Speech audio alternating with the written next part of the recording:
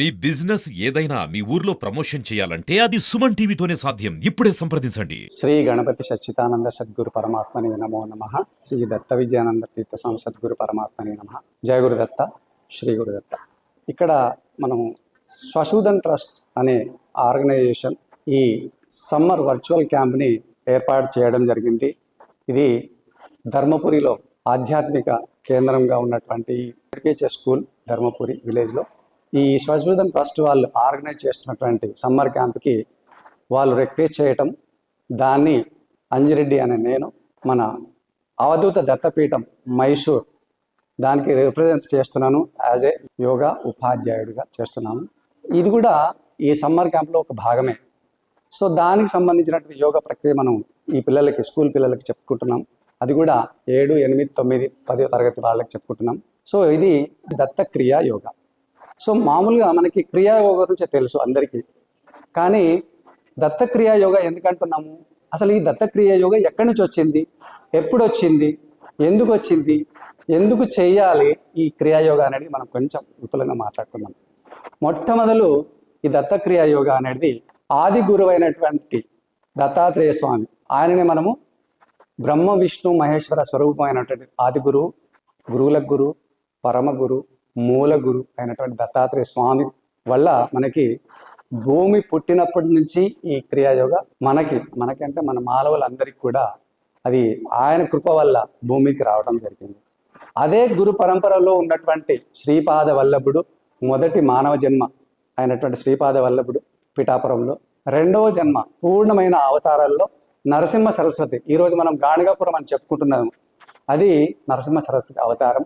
ఇక మూడో అవతారమైనటువంటి పూజ్య శ్రీ గణపతి సచ్చిదానంద స్వామిజీ అనేది కూడా మనకి ప్రత్యక్షంగా స్వామివారు లైవ్లో ఉన్నారు.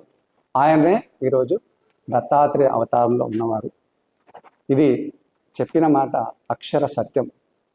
సో ఆ స్వామి దయ వల్ల, పూజ్య శ్రీ గణపతి సచ్చిదానంద స్వామిజీ ఆశీస్సులతో దేశానికి, ప్రపంచానికి, మానవాళికి అనారోగ్యంతో ఉన్నటువంటి వాళ్ళందరికీ కూడా మనకి స్వామిజీ వారి ఆజ్ఞతో, రోగాలతో అనారోగ్యంతో బాధపడుతున్నటువంటి వాళ్ళకి ఫ్రీగా దత్త క్రియాయోగం చెప్పమని స్వామీజీ ఆదేశించడం, వారి ఆజ్ఞను పాటించాలని చెప్పేసి ఈ అవకాశం నాకు ఇస్తున్న స్వామీజీ వారు అందరి కోసం, పిల్లల కోసం, అట్లా మనము గత 10 సంవత్సరాల నుంచి కూడా స్కూళ్ళకి, టెంపుల్లో ఉన్నటువంటి వాళ్ళకి, లేకపోతే పార్కులలో ఉన్న వాళ్ళకి, లేదా వయోవృద్ధులకి, ఎక్కడెక్కడ అవసరం ఉందో యోగా వాళ్ళందరికీ కూడా మనం చెప్తూ వస్తున్నాం.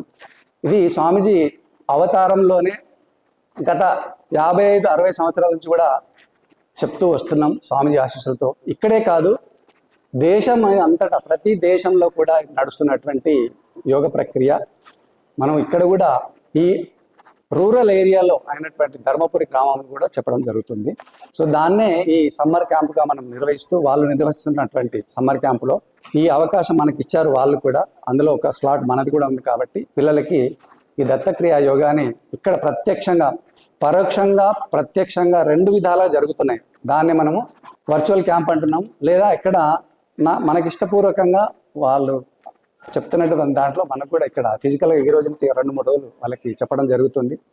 సో ఈ దత్తక్రియ యోగా మొట్టమొదటి స్వామిజీ వారు, దత్తాత్రేయ స్వామి వారు ఎవరికి చెప్పిండంటే పరశురాముడికి, కార్తవీరార్జునుడికి, ప్రహ్లాదుడికి, తర్వాత సుబ్రహ్మణ్య స్వామికి మొట్టమొదలు చెప్పడం జరిగింది.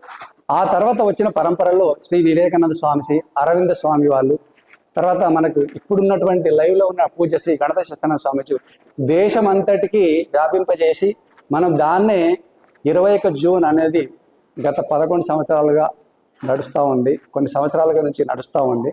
అది దేశవ్యాప్తంగా మన ప్రధాని అయినటువంటి శ్రీ నరేంద్ర మోడీ గారు ఈ దేశవ్యాప్తంగా దాన్ని 21 జూన్గా ఇంటర్నేషనల్ యోగా డేగా మార్చి అందరికీ అనారోగ్యం పోయి ఆరోగ్యాన్ని ఇచ్చే అవకాశాన్ని మనకి ఆ నరేంద్ర మోడీ గారు ఇస్తున్నారు. దానిలో భాగంగా పూజ్య స్వామీజీ వారు కూడా ఎంతో కష్టపడి వీళ్ళందరికీ నేర్పించిన, ప్రపంచవ్యాప్తంగా ఉన్నటువంటి అవధూత దత్తపీఠం ఎన్నో బ్రాంచ్లు ఉన్నాయి, దాదాపు 200 బ్రాంచ్లు ఉన్నాయి ఆల్ ఓవర్ ద వరల్డ్. ప్రతి బ్రాంచ్లోనూ కూడా మనకి ఇటువంటి యోగ కార్యక్రమాలు జరుపుతూ ఉన్నాం. అందులోని భాగంగా ఇక్కడ కూడా రావడం జరిగింది.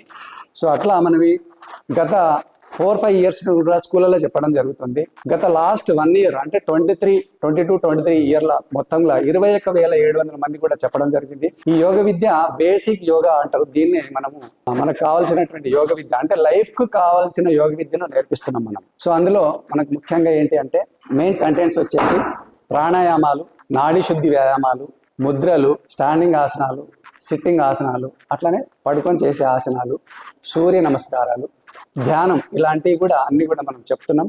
సో ఇవన్నీ కూడా మనకి మానవ శరీరానికి అనారోగ్యం నుంచి విముక్తి కావడానికి లేదా ప్రివెంటివ్ మెయింటెనెన్స్ కింద బాగా ఉపయోగపడుతుంది అంతా కూడా. సో అందులో మనకు చాలా రకరకాల ఈ ప్రోగ్రామ్స్ ఉన్నాయి కాబట్టి ముఖ్యంగా ఇవన్నీ చెప్పడానికి దాదాపు ఒక 1 మంత్ అయితే మనం పూర్తిగా నేర్చుకోవచ్చు. డెడికేటెడ్గా చేయగలిగితే మనకు కావాల్సిన సంపూర్ణమైన ఆరోగ్యం రావడం కోసం ఈ దత్తక్రియ యోగను మనం వ్యాప్తి చేస్తూ ఉన్నాం, అందరికీ మంచిగా జరగాలని. సో దానిలోనే భాగంగా మనకి ఈ చేయడం వల్ల మరి ఏమవుతుంది అంటే ఫస్ట్ బాడీలో స్ట్రెంగ్త్ వస్తుంది, బాడీలో ఫ్లెక్సిబిలిటీ పెరుగుతుంది, మైండ్ అంటే మనస్సు శరీరం బ్యాలెన్స్గా పనిచేస్తుంది. అట్లనే మనకి డిటాక్సిఫికేషన్ అంటే లోపల ఉన్న వ్యర్థ పదార్థాలను కూడా తీసి బయట పాడేస్తుంది. కాబట్టి అట్లనే మనకి ఎఫిషియన్సీ పెరుగుతుంది, బాడీ ఎఫిషియన్సీ పెరుగుతుంది.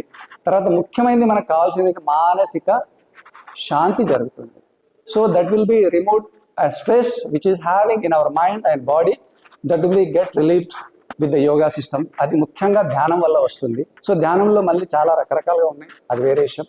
ప్రాణాయామాలు కూడా 12 ప్రాణాయామాలు ఉన్నాయి, అది వేరే విషయం. అట్లా ఇవన్నీ చేయడం వల్ల మనకి ఏమవుతుందంటే ఎఫిషియన్సీ పెరగడం, మనకి తుల్య బ్యాలెన్స్ ఏమంటారంటే శరీరం తుల్యం చేయడం జరుగుతుంది.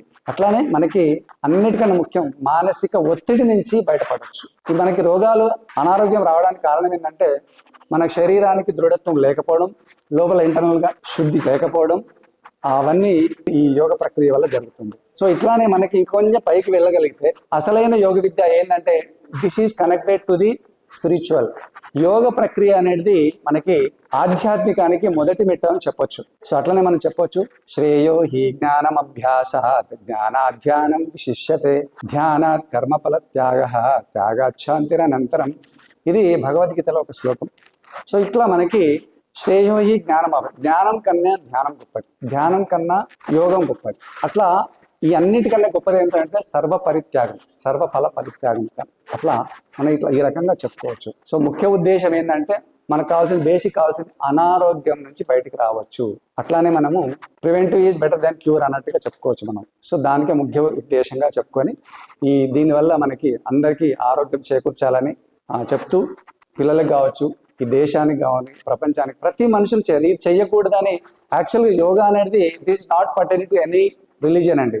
Yoga is nothing but it's the lifestyle. అది మనం గుర్తుపెట్టుకోవాలి. This is not pertaining to any of the religion on this planet. కాబట్టి యోగ విద్య అందరికీ కావాలి, అందరూ దీన్ని పాటించాలి. I think it is sufficient this message behalf of పూజ్య Shri Ganapathi Sachchidananda Swamiji. It's a grateful opportunity to take this message to all over the world. ఎక్కడికైనా మనం ఆన్లైన్లో కూడా చెప్తున్నాం, ఫిజికల్గా కూడా చెప్తున్నాం, అన్ని రకాలుగా చెప్పుకోవచ్చు, వర్చువల్గా కూడా చెప్తున్నాం. జయ గురుదత్త, శ్రీ గురుదత్త. ఏతత్ ఫలం శ్రీ గణపతి సచ్చిదానంద సద్గురు పాదచరణావృందార్పణమస్తు. జయ గురుదత్త, శ్రీ గురుదత్త. జయ శ్రీరామ్, జయ శ్రీరామ్, జయ శ్రీరామ్.